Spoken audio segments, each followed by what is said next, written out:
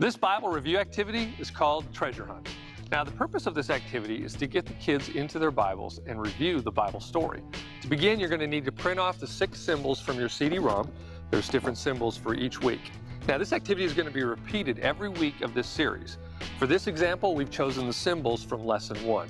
You're going to want to do this activity the same way for each of the rest of the weeks.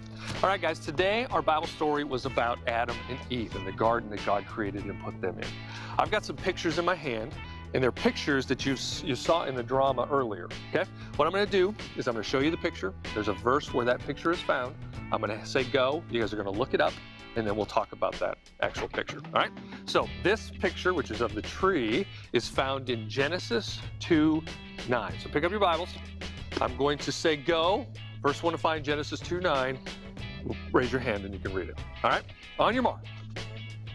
Get set. Go. All right, now if you got younger kids that are going to be doing this activity, kids that can't read, don't worry about having them look up the verse, but it's important for you to get their Bibles open.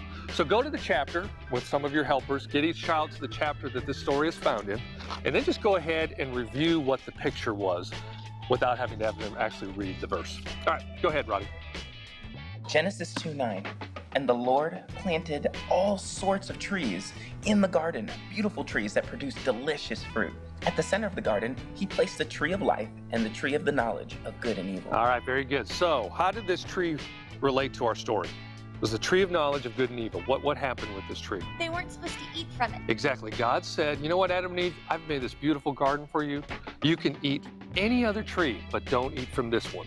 In a minute, we'll look at another picture, and we'll see what happened with Adam and Eve and the tree.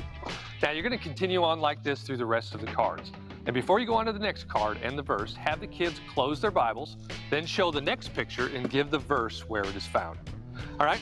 The purpose of our story today was to show us that because of Adam and Eve, sin entered the world.